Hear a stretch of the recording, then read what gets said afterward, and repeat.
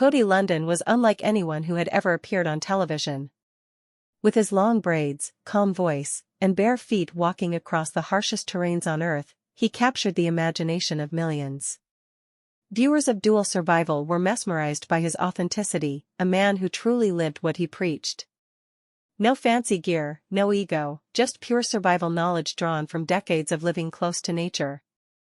But behind the calm demeanor was a storm brewing. People in the survivalist community whispered that there was something off about the way Cody was being portrayed, that reality TV had twisted his image into something unrecognizable. And as the years went on, the warnings only grew louder, that what was happening to Cody Lundin behind the cameras was far darker than anyone imagined. Long before television fame, Cody Lundin had already become a legend in the wilderness world. Born in 1967 and raised in Arizona, he grew up fascinated by self-reliance and primitive living. He founded the Aboriginal Living Skills School in Prescott, teaching students how to live off the land, build shelters, and survive without modern technology. His philosophy wasn't about fear or macho toughness, it was about respect for nature and understanding human resilience. He lived in a passive solar earth home, collected rainwater, and used no air conditioning even in desert heat. To him, survival wasn't entertainment, it was a spiritual connection. But once Dual Survival came calling in 2010, that quiet life changed forever. What began as an opportunity to educate millions quickly became a battle for control over his image, and eventually, over his sanity. When Dual Survival premiered, it was an instant hit. The show's concept, pairing two survival experts with opposite philosophies, was television gold. Cody represented ancient wisdom and minimalism, while his co-host, Dave Canterbury, was a military-trained pragmatist. Their chemistry was explosive, their arguments riveting, and their survival skills unmatched. But viewers didn't see the growing tension behind the scenes. As Cody later revealed, producers often exaggerated conflicts, staged scenarios, and edited footage to create drama that didn't exist. The show's authenticity, the very thing Cody valued most, was slowly eroding. He warned the producers repeatedly, urging them to stay truthful to the educational mission. But the network wanted higher ratings, not reality. And that decision would come back to haunt them all. By the third season, the relationship between Cody and the producers had deteriorated beyond repair. He was frustrated by unsafe filming practices, scripted arguments, and misleading portrayals of his expertise. The show that was supposed to promote respect for survival had become, in his view, a distorted performance. Then came the breaking point. During one dangerous shoot, Cody allegedly refused to perform a risky stunt that violated his principles, and possibly endangered his life. Rumors spread that he was being difficult, but Cody later explained he was only standing up for safety and truth. That moment marked the beginning of the end. Discovery Channel would soon make a decision that would not only end Cody's time on Dual Survival but also tarnish his reputation in ways that took years to recover. In 2014, fans were blindsided when Discovery abruptly announced that Cody Lundin was no longer part of Dual Survival. No detailed explanation was given, only vague references to differences in philosophy. Viewers were outraged. Many saw Cody as the heart of the show, the voice of reason and authenticity in a genre increasingly driven by spectacle. Soon after, Cody broke his silence, claiming that he was misrepresented and that his departure had been the result of behind-the-scenes manipulation. He even took legal action against Discovery, alleging that the network had edited footage to make him appear unstable. Though much of the case remained private, Cody's credibility took a hit in the court of public opinion. What fans didn't know was that the damage done to his professional reputation cut much deeper than anyone could imagine.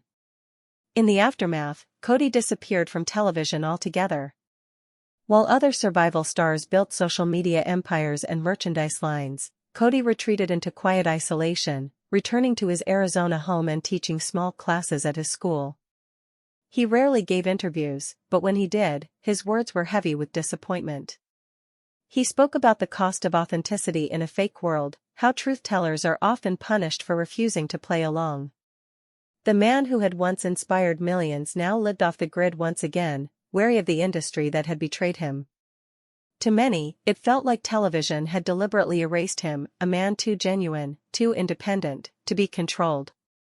Fans kept asking, "Where's Cody?" But the more they searched, the clearer it became, he had been silenced not by failure, but by his refusal to compromise his integrity. Cody's story became a cautionary tale about what happens when truth collides with entertainment. His entire philosophy, teaching people to survive through awareness and respect for the earth, had no place in a world obsessed with drama and conflict. The network saw ratings, Cody saw responsibility. When he tried to correct misinformation and dangerous on-screen practices, he was branded as difficult. But years later, many of his warnings proved true.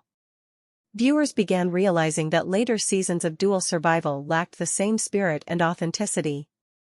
Ratings dropped, and fans kept calling for Cody's return. Yet, by then, the damage was done. He had been pushed out of an industry that valued control over conscience. And while others built fame, Cody stuck to his principles, even when it cost him everything. In the years following his departure, Cody Lundin filed a lawsuit against Discovery Channel, claiming that producers had defamed him by manipulating footage to make him appear emotionally unstable. While much of the legal battle played out quietly, court filings revealed troubling details about the show's production practices. Cody maintained that he had been the victim of selective editing designed to destroy his credibility and justify his firing. Though the case was eventually dismissed, the evidence painted a disturbing picture of how far networks might go to control their narrative. For Cody, the lawsuit was never about money, it was about truth. But standing up to a massive corporation came at a heavy price. His public image suffered, his teaching business slowed, and his trust in media was shattered beyond repair. After the chaos of Dual Survival, Cody found peace in returning to what he loved most, teaching real survival skills. At his Arizona school, he continued to train students from around the world, focusing on resilience, sustainability, and self-reliance. He avoided social media fame, preferring the quiet satisfaction of helping people reconnect with nature. Those who've met him describe a man at peace with his choices, even if they cost him fame. "Television is temporary," he once said, "but knowledge is forever." His humility and quiet strength turned him into something even greater than a celebrity, a symbol of staying true to oneself in a world that rewards conformity. Yet, behind that peace, there's still a sadness, the lingering sting of betrayal from those who once called him a partner and friend. Even years after his departure, fans of Dual Survival continue to rally behind Cody Lundin. Online forums, fan pages, and YouTube videos celebrate his teaching methods and criticize how he was treated. Many consider the early seasons with Cody to be the only real version of the show. The public's growing distrust of reality TV only deepened sympathy for him. Fans saw him as a man of integrity destroyed by an industry that couldn't handle authenticity. Every now and then, a new fan stumbles across the show, wonders where Cody went, and discovers the truth, sparking fresh outrage. In a sense, his absence became his legacy. The man they warned us about turned out to be the one we should have listened to all along. While Cody may never return to mainstream television, his message lives on. His books, workshops, and philosophy continue to influence a new generation of survivalists and environmentalists. In a world growing more uncertain, his teachings about simplicity and preparedness feel more relevant than ever. People now look back at his warnings, about truth, about nature, about media deception, and realize he was right. He wasn't just a TV host, he was a prophet of sorts, urging people to reconnect with the earth before it was too late. Though he may walk barefoot and live humbly, his impact runs deep. Cody Lundin became something far greater than a celebrity, he became a symbol of resistance to a system built on illusion. They warned us about Cody Lundin. They said he was too different, too real, too honest for television. And they were right. What happened to him is a reminder of what happens when truth doesn't fit the script. The man who taught millions to survive the wild was ultimately undone by the wilderness of fame itself. But in his quiet exile, Cody found something far more valuable: freedom. He doesn't need the cameras anymore, he never did. And as the world grows more disconnected from nature, his words echo louder than ever: nature doesn't lie. We didn't listen then. Maybe now, it's time we finally do.